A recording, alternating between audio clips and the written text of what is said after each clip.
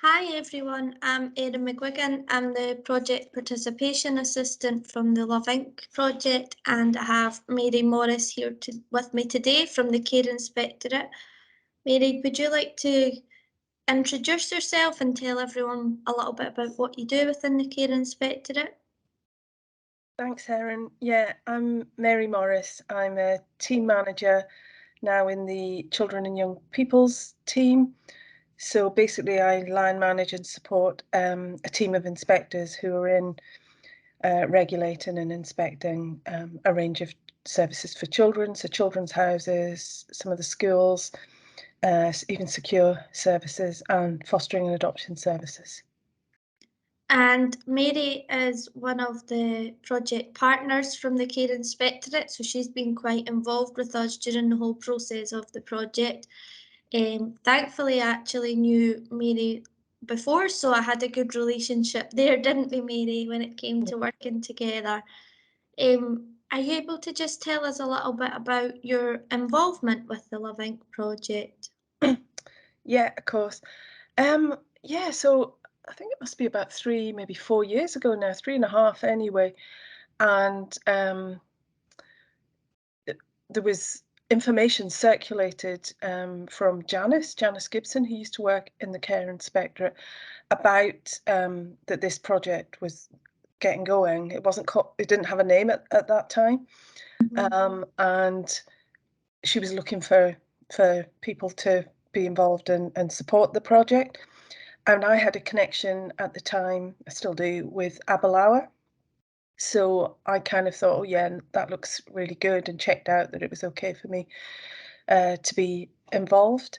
And even though I've actually done a couple of different things in the Care Inspectorate during the time, I've been really lucky to kind of stay involved and see the project evolve. And as you say, we've been we knew each other a wee bit before.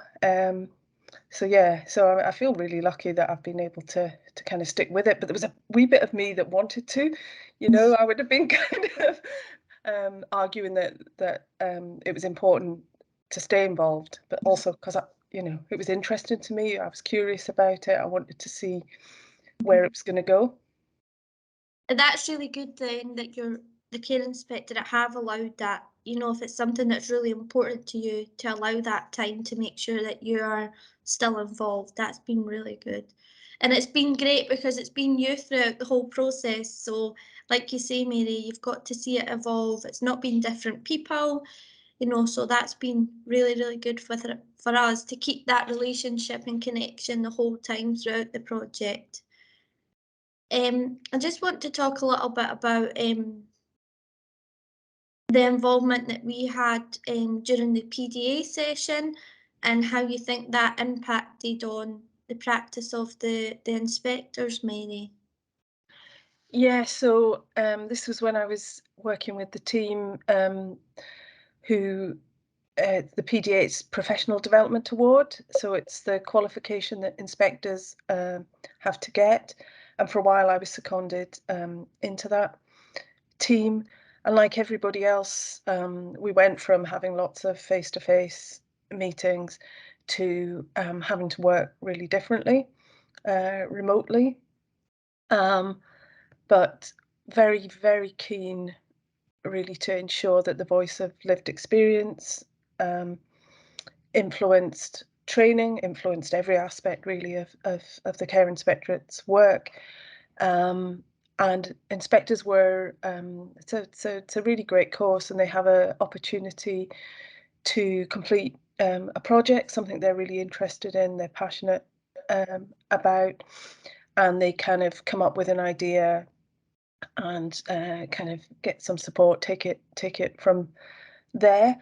But we thought it'd be really good, and again, because we knew you and Liz, it thought it'd be really good if inspectors, when they were, it wasn't like The Apprentice or anything. No, not at all. But when they were talking us through, pitching their ideas a wee bit, so we could, give some feedback and be constructive and supportive from the award kind of point of view. But again, just thought what a difference it would be if yourself and Liz were involved and could kind of just keep that focus on people in services, in particular children.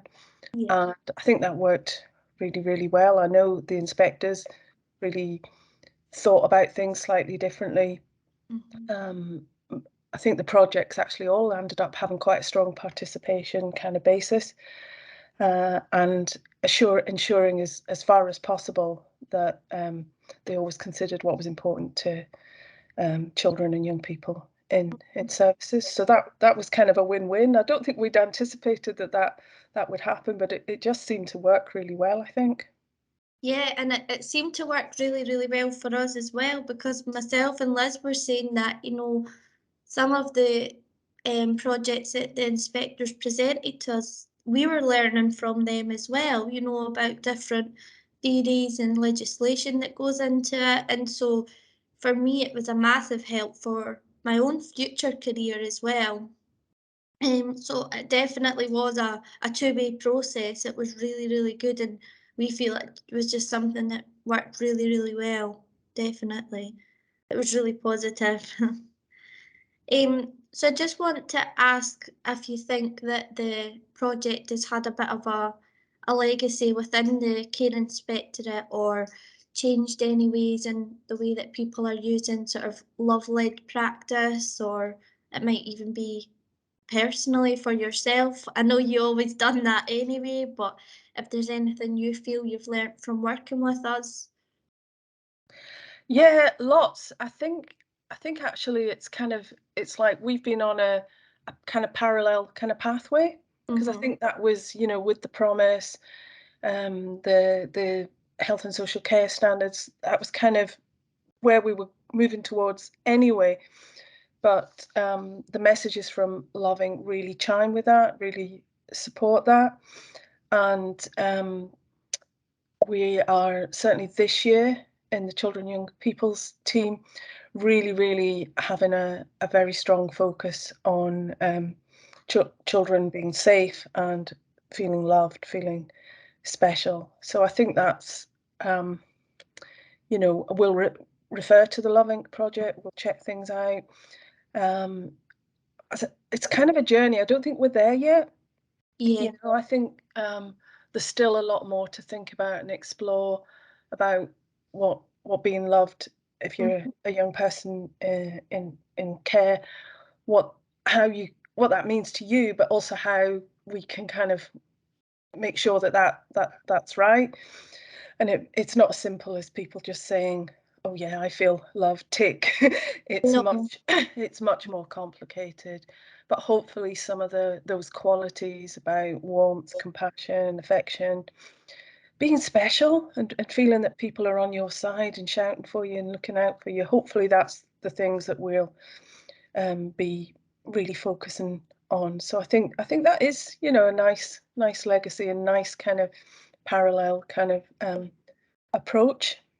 Definitely. And I think that's something that we've found throughout the project as well, Mary, that it's not one tick box for everybody. Love means different things to lots of children and young people, and it's about spending that time and finding out what does love mean to them. So you're 100% right. Yeah. Thank you. Thank you, Erin. Lovely to see you.